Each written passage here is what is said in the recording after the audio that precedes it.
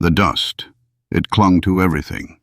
To my sandals, yes, but also to my cloak, to my hair, even to the very air I breathed. 3 years it had been. 3 long, parched, agonizing years since the heavens had offered even a whisper of moisture.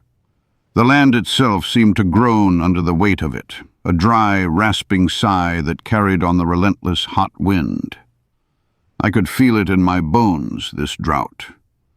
The cracked earth mirrored the fissures in the people's hearts, I thought. Fields that once teemed with green life now lay barren, vast canvases of ochre and rust, dotted with the skeletal remains of what once grew there. The streams, once babbling and vibrant, were now nothing more than dusty scars, winding through the landscape like ancient forgotten wounds. I'd seen the suffering, oh, I had. The gaunt faces, the hollow eyes, the desperate pleas that rose not to the Lord, but to the silent stone idols. My heart ached for this land, my homeland, Israel. A deep, heavy ache that settled in my chest like a stone warmed by the constant, unforgiving sun.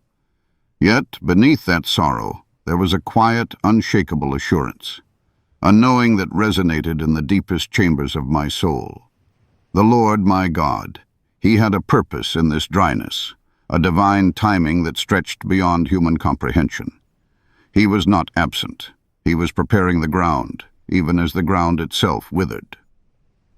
My solitude these past years had been a strange companion, first by the brook Cherith, then in Zarephath, sustained by ravens and the never-ending flour and oil. It taught me patience, a deep reliance on the unseen hand of God.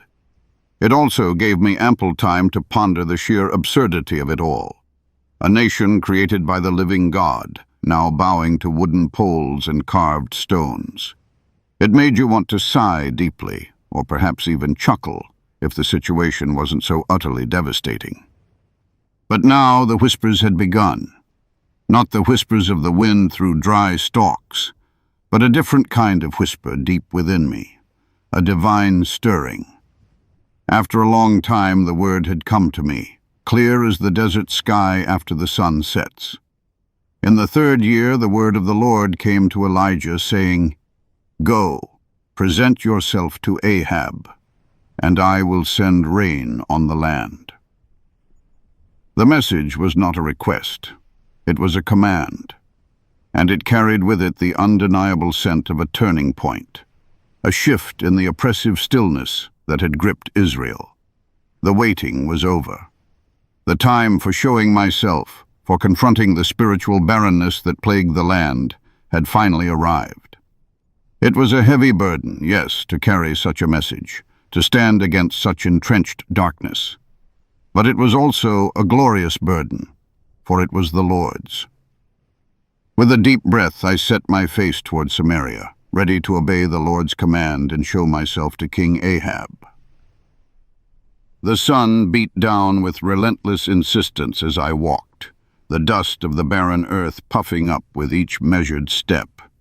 The air, usually alive with the buzzing of insects or the rustle of leaves, was eerily still, a heavy silence that pressed in from all sides. Even the stones underfoot felt brittle, yearning for the touch of moisture.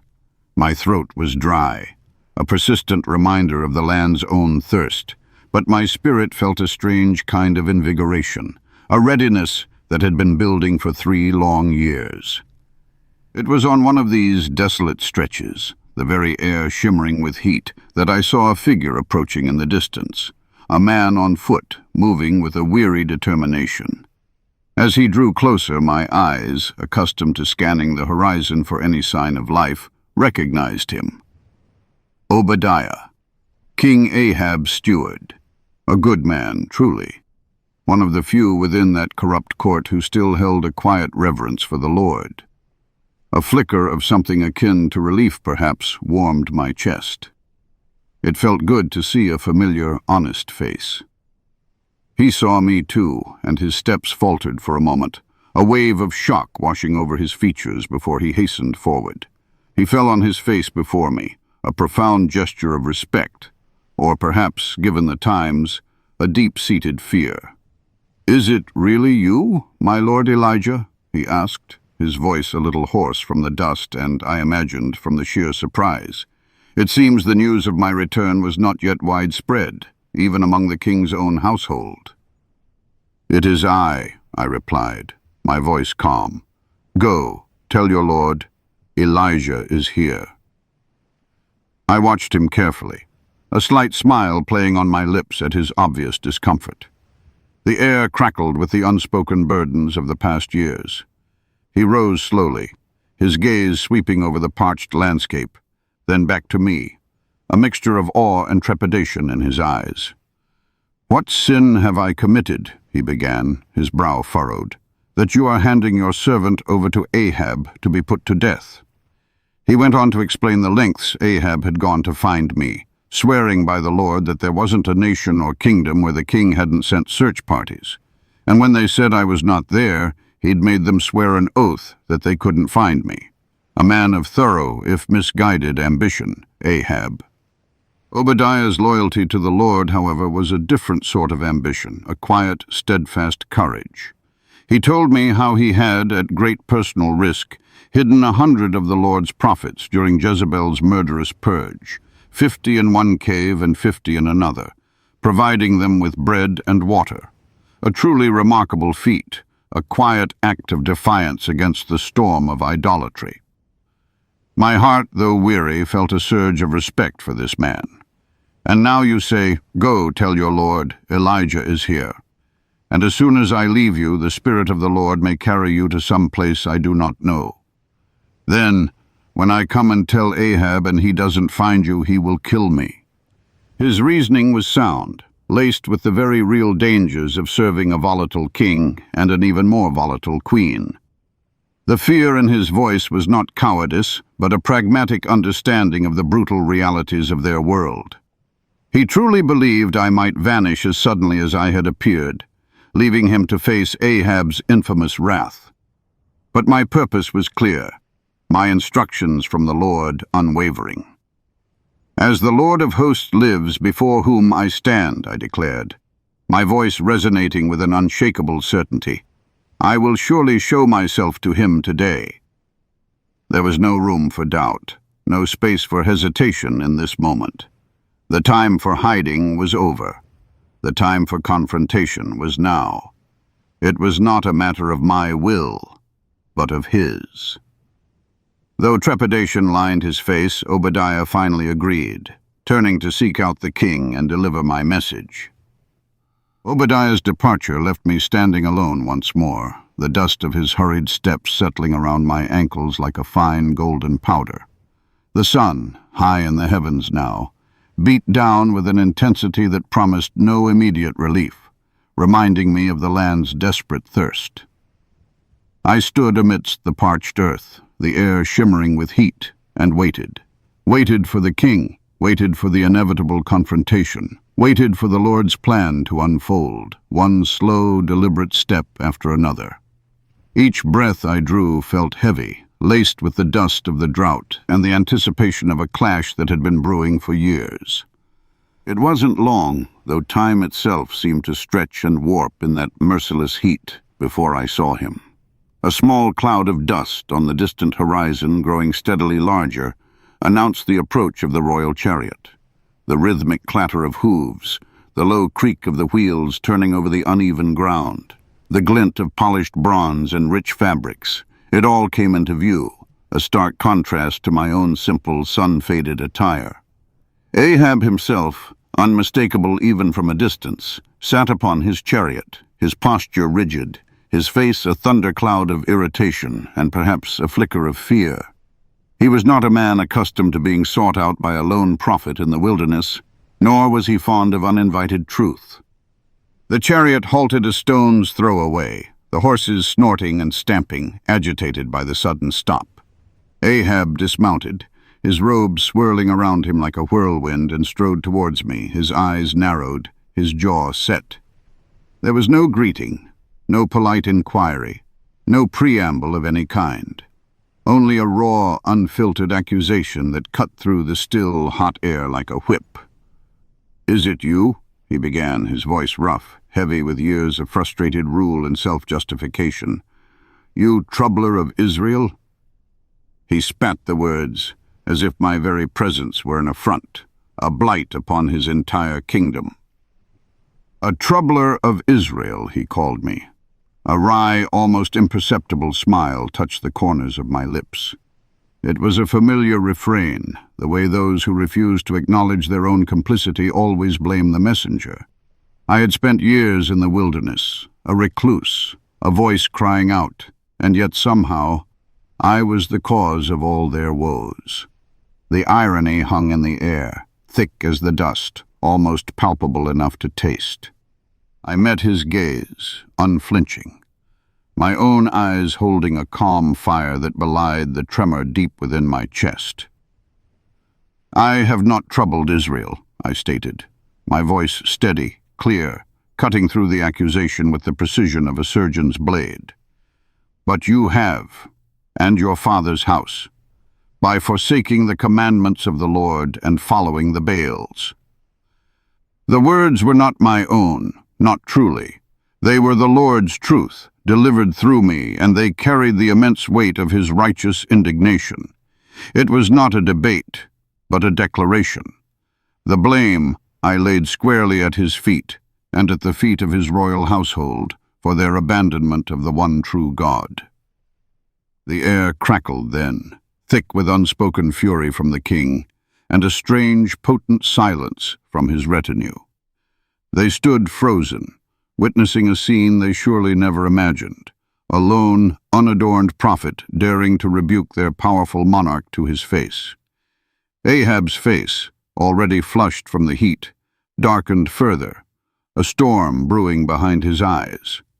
He seemed momentarily stunned, perhaps not expecting such an immediate direct counter to his royal pronouncement. His fingers clenched and unclenched at his sides, a man accustomed to absolute deference, now faced with absolute defiance. This was not a mere conversation. It was a battle line drawn in the sun-baked earth.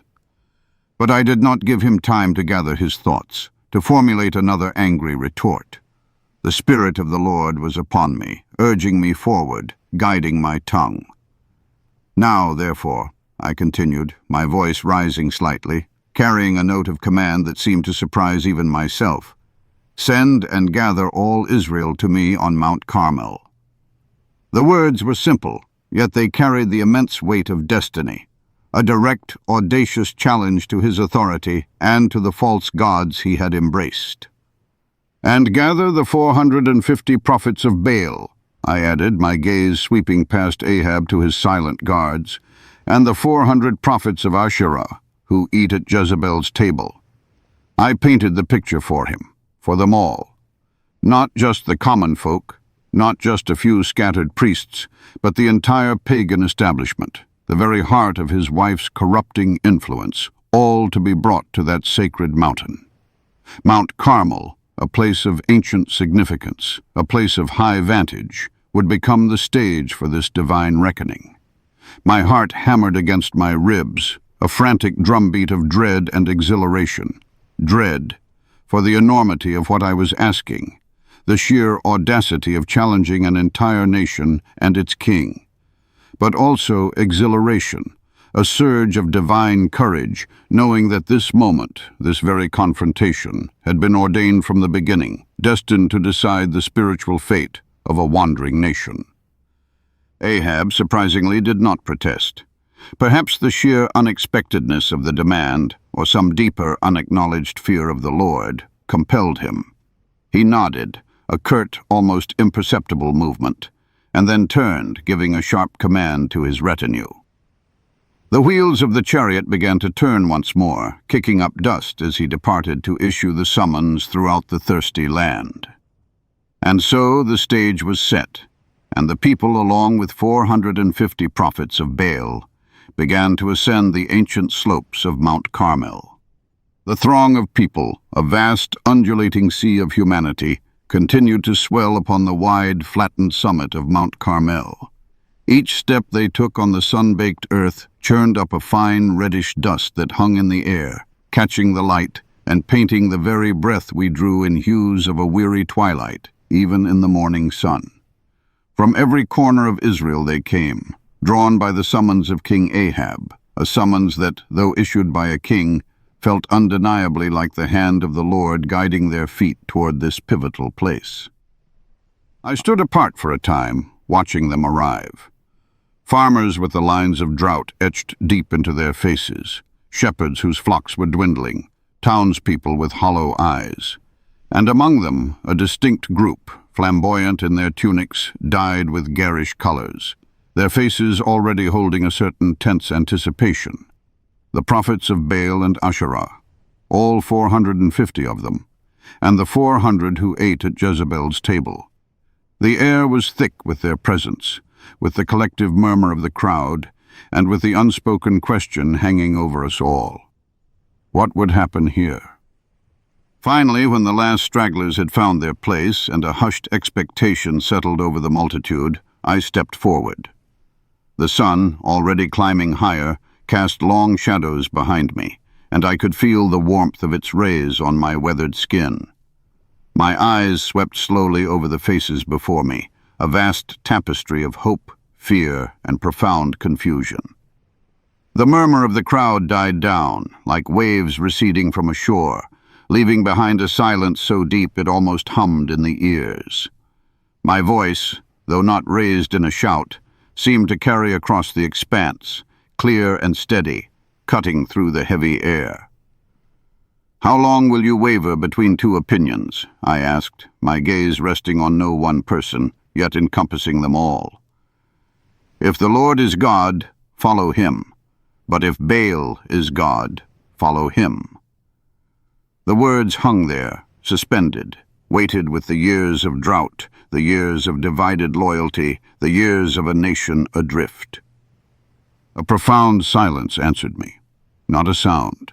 No one spoke a word. It was a silence born not of agreement, but of a deep, collective bewilderment.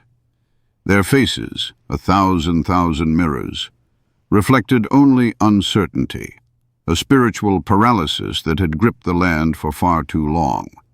They simply did not know, or perhaps they were afraid to choose. This was the heart of the matter, laid bare for all to see. I let the silence linger, a testament to their spiritual plight, then continued, my voice softening slightly, yet retaining its resolve. "I am the only one of the Lord's prophets left, but Baal has 450 prophets." There was no self-pity in my words, merely a statement of the stark reality. "Let 2 bulls be given to us. Let them choose 1 bull for themselves, cut it into pieces, and lay it on the wood, but do not set fire to it." I gestured toward the open space before us, envisioning the scene.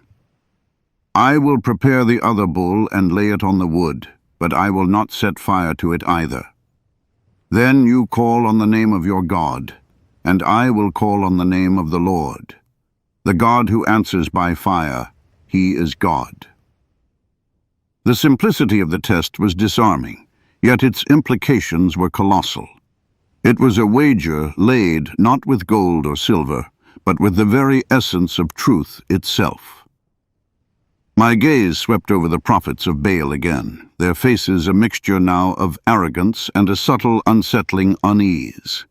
Some puffed out their chests, their eyes glittering with a false confidence, while others exchanged nervous glances, their bravado beginning to fray at the edges. They had boasted of their God's power for years, their rituals filled with pomp and noise. Now, the moment of truth had arrived, unadorned and undeniable. With a nod, I gestured for the prophets of Baal to choose their bull first, to prepare their altar and begin their cries. The prophets of Baal, a throng of 450, their robes bright in the morning sun, moved with a sudden, agitated energy. They chose their bull, a fine, strong animal, and prepared it, laying the pieces carefully upon their altar. Then, with a collective surge of conviction, they began to call upon their God. Their voices at first were a murmur, a low hum, that quickly swelled into a fervent chant. "O Baal, answer us," they cried, their voices rising and falling in rhythmic pleas. Their movements grew more agitated, a swaying, shuffling dance around the rough-hewn stones of their altar. The sun climbed higher, warming the air, and the sweat began to gleam on their foreheads, catching the light as they gestured wildly towards the heavens. I watched them, my own heart a still pool amidst their rising clamor, remembering the Lord's quiet instruction to me, his gentle voice a stark contrast to their escalating frenzy. From morning until the sun reached its zenith, they continued, a relentless wave of sound washing over the slopes of Carmel. Their calls became hoarser, laced with a growing desperation. The dance around the altar transformed from a rhythmic sway to a frantic, almost violent stomping. Dust rose in clouds around their feet, mingling with the scent of their own fear and the faint, sweet smell of the unturned sacrifice. Their eyes, once arrogant, now held a glint of something akin to panic. They threw themselves against the altar, their bodies contorting, their pleas echoing across the valley, unanswered. And then, as if by some unspoken signal, they reached for their swords and spears. With a terrible guttural cry, they began to cut themselves, as was their custom, their own blood mingling with the dust and sweat, staining their garments a deep, dark red. They gashed themselves, large and small, until the blood streamed down upon them, believing that such a gruesome display would surely awaken their silent deity. The sight was something to behold, a spectacle of utter, raw desperation. I let them continue for a long while, observing their self-inflicted torment, their unwavering belief in a God who offered them only silence. A wry, almost pitying smile touched my lips. Their fervent cries of, "O Baal, answer us," reverberated through the air, yet the air remained empty of any reply. No sound, no flicker, no sign of life from their wooden idol. As the day wore on, and the sun began its slow, deliberate descent towards the western sea, I found myself unable to resist. My voice, calm and clear, cut through their desperate wails. "Shout louder," I called out, my words carrying easily across the distance. "Perhaps he is deep in thought, or busy, or traveling. Maybe he is sleeping and must be awakened." A gentle jest, yes, but one born of a deep understanding of the true God, who neither slumbers nor sleeps, who always hears the quietest whisper of his children. My words, rather than silencing them, seemed to ignite a fresh, frantic fury. They shrieked with renewed vigor, tearing at their flesh with greater abandon, prophesying and raving in a heightened state of delirium. Their efforts escalated, their movements more violent, their pleas more piercing. They continued until the time of the evening sacrifice, the very hour when the Lord's own offerings were traditionally made in Jerusalem. Yet for all their clamor, for all their blood and their tears, Baal remained utterly silent. No voice, no answer, no sign. No fire descended from the heavens. The bull lay still upon the altar, untouched. As the sun began its slow descent, the prophets of Baal collapsed in exhaustion and despair, their God having offered not even a whisper in response. As the sun began its slow descent, the prophets of Baal collapsed in exhaustion and despair, their God having offered not even a whisper in response. The air, once filled with their frenzied cries and the rhythmic thud of their self-inflicted wounds, now settled into a profound, almost eerie silence. A heavy quiet descended upon Mount Carmel, broken only by the distant bleating of a goat or the rustle of a dry bush in the evening breeze. My gaze swept over the weary, disillusioned faces of the people. They had witnessed the futility, the emptiness of false gods, and now perhaps their hearts were ready to turn. "Come near to me," I called out, my voice, though soft, carried across the hushed multitude with surprising clarity. Slowly, cautiously, they began to stir, drawing closer, their eyes fixed on me. A flicker of something akin to hope, or perhaps just sheer curiosity, beginning to replace the dull resignation they had carried all day. The ancient altar of the Lord, which had stood here perhaps since the days of the patriarchs, lay broken and neglected. It was a stark reflection of Israel's own spiritual state. I bent down, my fingers tracing the outline of a fallen stone, feeling the rough, sun-baked surface. With deliberate movements, I began to gather the scattered stones, choosing each one with care.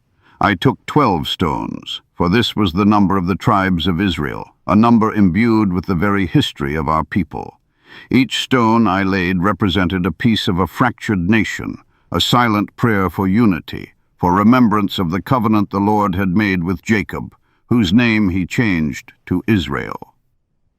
Carefully, reverently, I began to rebuild the altar in the name of the Lord.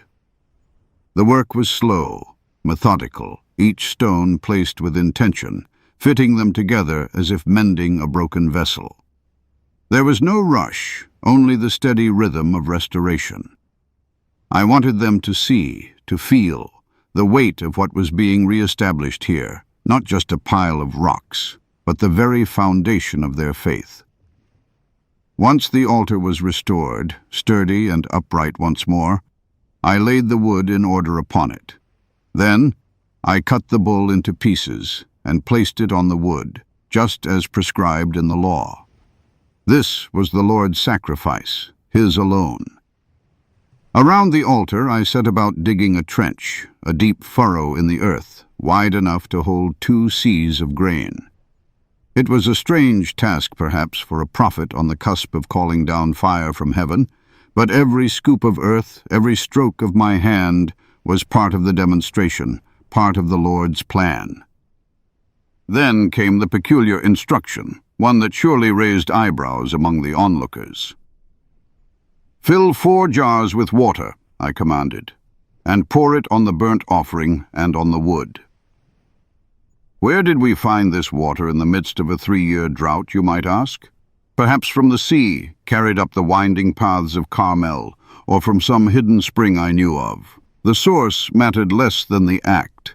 The people watched, some bewildered, some surely thinking I had lost my wits, as the first 4 large jars of water were brought forward. The water sloshed, cool and clear, as it was lifted and then poured, a steady cascade over the altar, soaking the wood, the meat, the very stones. A dark stain spread across the dry ground. "Do it a second time," I called out. More jars arrived, heavy with precious water. Again the steady stream, the gurgling sound as it soaked deeper, running freely down the sides of the altar, pooling in the newly dug trench. The wood was now glistening, the sacrifice thoroughly drenched. One might think this sufficient to prove a point, to make the task difficult enough for any divine intervention, but no. "Do it a 3rd time," my voice echoed across the gathering. A murmur, almost a gasp, went through the crowd. This was not merely difficult. This was utterly, fantastically absurd. To waste such a volume of life-giving water in a land parched for years, just before asking for fire? It was an act of faith so audacious, it bordered on madness in their eyes. But I knew the Lord, and I knew his power. 4 more jars, heavy and brimming, were brought and poured. The water flowed over the altar, over the wood, over the sacrifice, until it not only filled the trench but overflowed, spilling out and saturating the earth around it. The altar, the wood, the sacrifice, and the trench were all thoroughly drenched, an impossible challenge for any mere flame. The altar, the wood, the sacrifice, and the trench were all thoroughly drenched, an impossible challenge for any mere flame. Now, as the sun began its slow descent, painting the western sky with hues of deep orange and soft violet, the time for the evening sacrifice arrived. It was the appointed hour, a sacred rhythm in the life of Israel, and I felt the weight of generations, the prayers of my forefathers, resting gently upon my shoulders. The air was thick with expectation, a silent hum that vibrated through the thousands gathered. I stepped forward, my sandals making barely a whisper on the dry earth, moving closer to the waterlogged altar. to the impossible offering. My heart was not frantic, not filled with the desperate hoarse cries that had marked the prophets of Baal. No, there was a profound stillness within me, a quiet reverence, an absolute trust that settled deep in my bones. I looked up, not to the heavens with a pleading gaze, but with the steady certainty of one who knows the very nature of the one he addresses. My voice, though not loud, carried across the vast multitude, reaching every ear, every waiting heart. "O Lord," I began, my words forming a bridge between earth and sky, "God of Abraham, Isaac, and Israel, let it be known this day that you are God in Israel, and that I am your servant, and have done all these things at your command." My voice was a declaration, not a request, a simple statement of truth, for he had indeed commanded every step, every audacious act. "Answer me, O Lord, answer me," I continued, the words a gentle petition now, a desire born not of doubt, but of purpose. "So these people will know that you, O Lord, are God, and that you are turning their hearts back again." It was for them, for this lost nation, that this moment unfolded, for their eyes to see, for their hearts to return to the living God. The last word lingered in the air, a silent echo among the hushed thousands. And then it happened. Not with a rumble of distant thunder, not with a flash of lightning from a gathering storm, but with a sudden, searing whoosh that seemed to rip through the very fabric of the air. A column of brilliant, impossible fire, not of this earth, plummeted from the clear blue-gray sky. It struck the altar with an astonishing, instantaneous force. The fire of the Lord fell. It was a hungry, divine flame, consuming with a speed that defied all earthly understanding. The dry, splintered wood vanished in a puff of smoke. The sacrifice, so thoroughly drenched just moments before, was gone, utterly incinerated, leaving no trace. But it did not stop there. The very stones of the altar, ancient and heavy, glowed with an incandescent heat, then cracked and crumbled, turning to ash before our very eyes. The dust beneath them, the parched soil, vaporized. And that vast overflowing trench of water, the impossible barrier to any fire. It hissed and steamed, then simply licked up the water, every drop, until the earth was dry and scorched. A collective gasp, a single primal sound, tore through the thousands gathered. It was a sound of absolute terror, of profound awe, of a truth so undeniable it shook them to their very souls. Then, as if one body, they fell, thousands upon thousands, prostrating themselves on the ground, pressing their faces into the dust that the fire had not claimed. And from their mouths, a unified cry, rising like a wave across Mount Carmel, echoing between the peaks and valleys. "The Lord, He is God. The Lord, He is God." The sound was raw, filled with conviction, a testament to the undeniable power they had just witnessed. The fire of the Lord fell.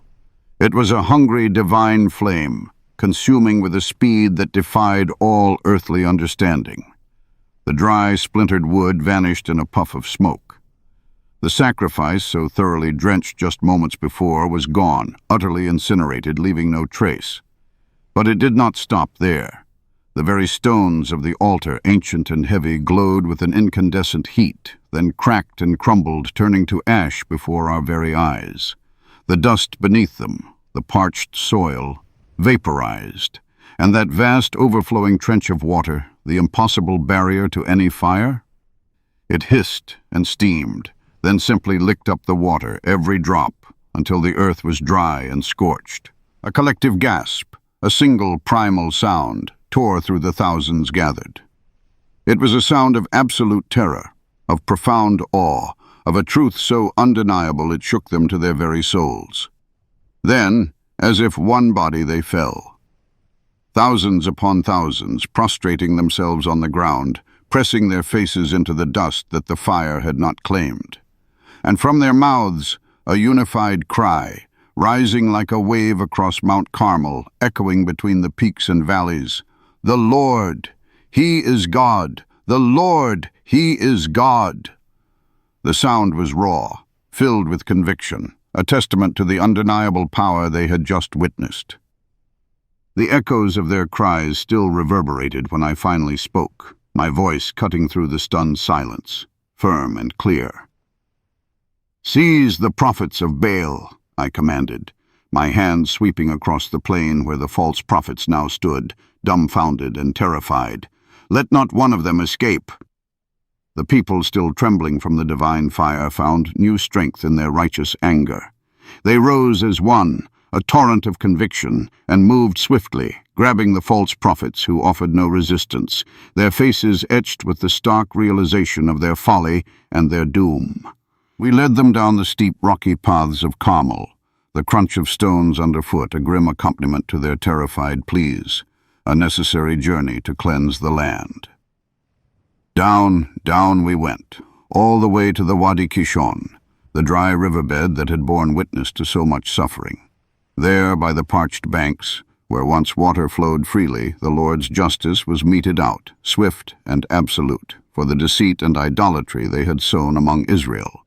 It was a solemn, weighty task, not born of personal vengeance, but of divine command, to purge the poison from the heart of the nation.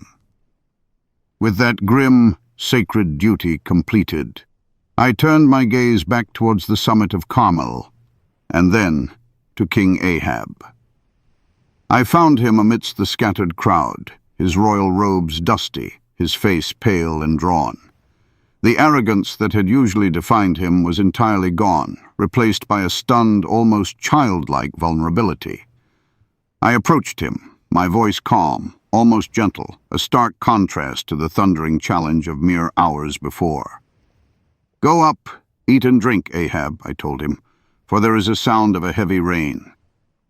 He looked at me, perhaps searching for a trick, but there was only truth in my eyes and a deep knowing in my spirit. How did I know? It wasn't a sound heard by the ear, not yet. It was a rumbling deep within my spirit, a promise whispered by the Lord, a shift in the very fabric of the air. Leaving Ahab to his thoughts, I turned my back on the multitude and began to ascend Mount Carmel once more, climbing higher than before, seeking solitude with my God. The rocks were warm beneath my sandals, the air still thick with the memory of fire and the scent of ash, yet a faint, growing coolness began to stir. When I reached the very summit, a desolate, windswept place, I bowed down, lowering myself to the earth, pressing my face into the dust, my head between my knees. It was a posture of complete humility, of earnest supplication. I prayed, not with many words, but with the entire weight of my being, pouring out my heart for the thirsty land, for the parched throats, for the cleansing rain that only He could send. My young servant, weary from the day's drama, stood nearby, unsure of what came next. "Go up now," I instructed him, lifting my head only slightly to point towards the western horizon, "and look toward the sea." He obeyed without question, though I knew he must have thought me mad, for the sky was still a brilliant, cloudless blue. He climbed to a vantage point, scanned the vast, empty expanse of the great sea, and returned. "There is nothing," he reported, his voice flat with weariness. "Go again," I told him, and again he went. 6 times I sent him, 6 times he returned with the same report. There is nothing. Each time a test of patience, a reaffirmation of faith. The sun began its slow descent, painting the western sky in hues of orange and purple. Yet the horizon remained stubbornly clear, mocking our hope with its emptiness. But I did not waver. My prayer was a steady, burning ember within me. And then, after the 7th time, my servant returned, his eyes wide, a tremor in his voice, a hint of something new in the air. "Look!" he exclaimed, pointing with an urgent finger towards the distant horizon. "There is a cloud, as small as a man's hand, rising out of the sea. My heart gave a quiet leap of recognition. It was barely visible, a mere smudge on the distant horizon, a tiny defiance against the vast blue emptiness. That small cloud, a mere wisp against the vast sky, was all the sign I needed. I knew the Lord's answer was at hand. The tiny wisp, no larger than a man's hand, began its swift, silent work of transformation. It did not merely grow. It consumed the sky, drinking in the vast, empty blueness, pulling the very light from the air. Before my eyes, the faint smudge expanded, stretching its tendrils outwards, thickening into a bruised purple, then a deep, somber gray. The golden light of the setting sun, which had painted the horizon moments before, was rapidly swallowed, replaced by an ominous, swirling darkness that descended with startling speed. A strange, expectant hush fell over the mountain. The air grew heavy, thick with the scent of impending rain and the tang of electricity. Then, a sudden fierce gust of wind, a precursor to the storm, tore across the exposed slopes of Carmel. It whipped my cloak around me, tugged at my hair, and sent a flurry of dust and dry leaves swirling in dizzying eddies. The trees groaned and swayed, their parched branches rattling like brittle bones, as if awakening from a long, tormented slumber. The wind quickly intensified, howling now, a mournful cry that echoed through the ravines, a sound I had not heard in this land for so many years. I could feel its raw power pushing against me, carrying the chill of the sea inland. Then, a single fat drop splattered on my cheek, cool and startling. Another, then another, tapping a hesitant rhythm on the dry earth. And then, as if a great celestial dam had broken, the heavens opened. It was not merely rain. It was a deluge, a roaring torrent that fell from the sky with an astonishing force. The sound was deafening, a magnificent roar that swallowed all other noises, a symphony of divine power. Water sheeted down, instantly drenching everything, turning the dusty ground into a churning river, rushing down the slopes, carrying away the accumulated dust and debris of years of drought. The air, once thick and oppressive, was now clean, vibrant, and alive, filled with the fresh, earthy smell of wet soil and growing things. I stood there for a moment, letting the cold, blessed water wash over me, cleansing not just my skin, but something deeper within. The relief that surged through me was profound, an immense weight lifting from my spirit as the land, too, began to breathe again.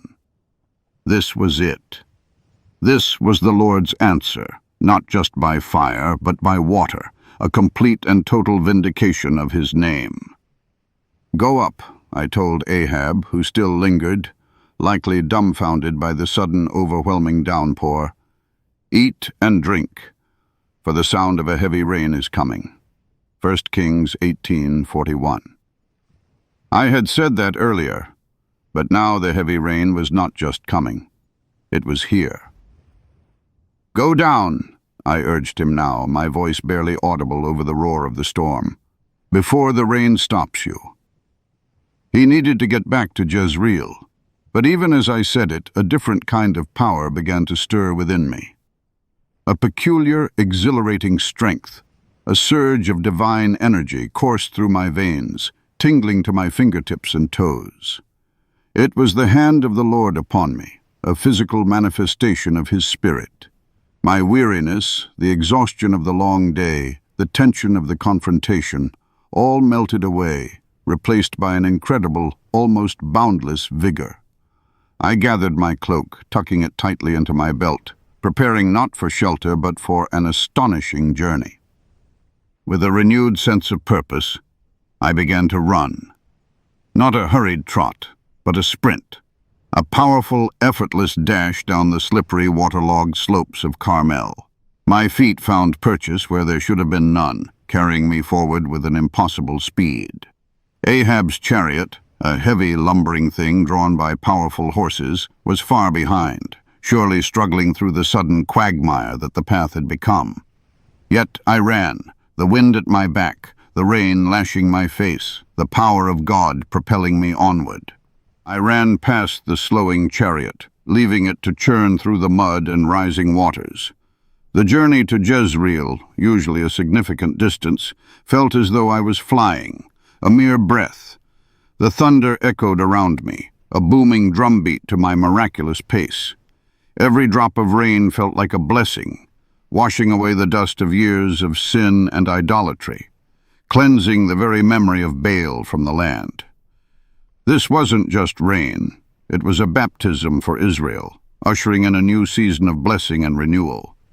The parched earth drank deeply, and so did my soul.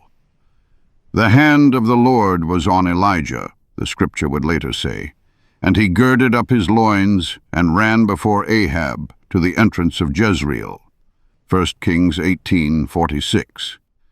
Under the pouring rain, I arrived in Jezreel, the strength of the Lord still coursing through my weary but triumphant body. Under the pouring rain, I arrived in Jezreel, the strength of the Lord still coursing through my weary but triumphant body. The journey had ended. The incredible surge of divine energy began to recede, leaving behind a deep, contented weariness. The rain, which had been a furious torrent, began to soften its cadence, a gentle drumming on the rooftops. My clothes clung to me, heavy with water, but the chill of the evening was a small price to pay for the profound peace that settled in my heart. The air itself felt different, purified, washed clean of the dust of 1,000 days of drought and the spiritual grime of idolatry. I stood for a moment, letting the last drops kiss my face, feeling the sheer weight of the day, the momentousness of it all slowly lift from my shoulders. The echoes of the people's cry, "The Lord, He is God! The Lord, He is God!" still resonated within my soul, a sweet melody of triumph. It was not my triumph, no, never mine. How could it be? I was but a vessel, a voice, a wisp of wind in the mighty tempest of His power. The victory on Carmel, a day etched into the very fabric of this land and this people, was His alone, a testament undeniably clear that He is indeed the God who answers. He answered by fire, consuming the sacrifice, the stones, the dust, and even the water. An impossible feat, a display of raw, undeniable power that silenced every skeptic and shattered every false god. And then, just as surely, He answered by rain. Not a sprinkle, not a gentle mist, but a deluge, a cleansing flood that brought life back to the parched earth, a tangible promise of renewal. The heavy drops thrumming down on the thirsty ground were a symphony of His provision, a soothing balm after the fiery intensity. Now, as the last of the storm passes and the night air grows still, I can almost hear the earth sighing with relief.